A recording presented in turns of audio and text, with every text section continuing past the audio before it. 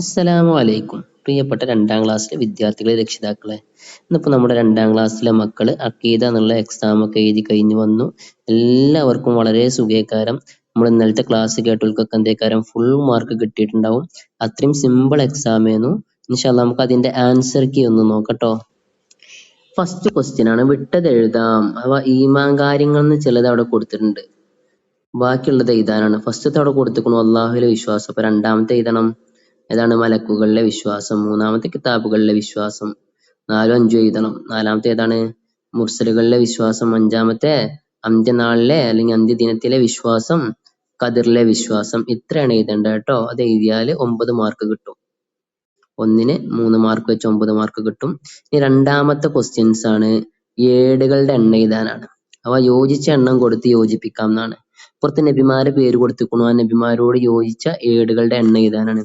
ആദം നബി അലൈഹി ഇസ്ലാം എത്ര ഏടാണ്? 10 ഏടാണല്ലേ. ഇദ്രീസ് നബിക്ക് 30 ഏട്, ഷീസ് നബിക്ക് 50 ഏട്, ഇബ്രാഹിം നബിക്ക് 10 ഏട്. ഈ രൂപത്തിൽ ഏടുകൾ എഴുതാനാട്ടോ.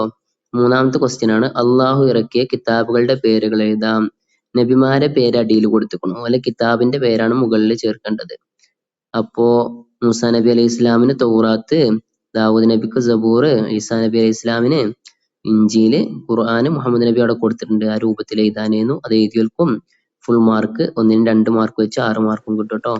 അടുത്തതാണ്, താഴെ കൊടുത്തവയിൽ നിന്ന് സ്വർഗം ലഭിക്കുന്ന കാര്യങ്ങൾക്ക് നേരെ ശരി അടയാളപ്പെടുത്താൻ. അഥവാ നല്ല കാര്യം ചെയ്താലേ സ്വർഗം കിട്ടുള്ളൂ അല്ലേ.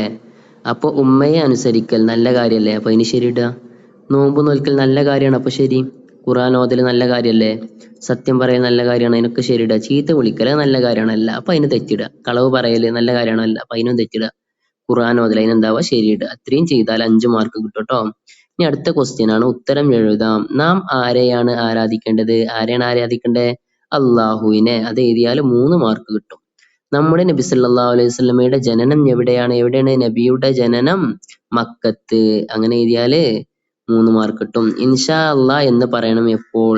നാം ഏതൊരു കാര്യം ചെയ്യുമെന്ന് പറയുമ്പോഴും ഇൻഷാ അള്ളാ എന്ന് പറയണം. നമ്മൾ പഠിച്ചിട്ടുണ്ടല്ലോ പുസ്തകത്തില്. അത് എഴുതിയാലും 3 മാർക്കായി. ലോകം മുഴുവനും നശിക്കും എപ്പോഴാണ്? ഇസ്രാഫിൽ അലൈഹി ഇസ്ലാം സൂർ എന്ന കാലത്തിൽ ഊതുമ്പോഴാണ് ഈ ലോകം നശിക്കുന്നത് എന്നുണ്ടല്ലോ അല്ലെ. അത് എഴുതിയാൽ എന്തായി? ഫുൾ മാർക്ക് കിട്ടും. 12 മാർക്കും കിട്ടും. അർത്ഥം എഴുതാനാണ് അടുത്തത്. ഏതാണ്? ഇൻഷാ അള്ളാ എന്നുള്ളതിന്റെ അർത്ഥം എന്താണ്? അള്ളാഹു ഉദ്ദേശിച്ചാൽ. അടുത്തത് ലാ ഇലാഹ ഇല്ലല്ലാ. അതിന്റെ അർത്ഥം എന്താണ്? ആരാധനക്കർഹൻ അള്ളാഹു അല്ലാതെ മറ്റാരുമില്ല. അത് എഴുതിയാൽ 6 മാർക്ക് കിട്ടും. പിന്നെ പൂർത്തിയാക്കാനാണ്.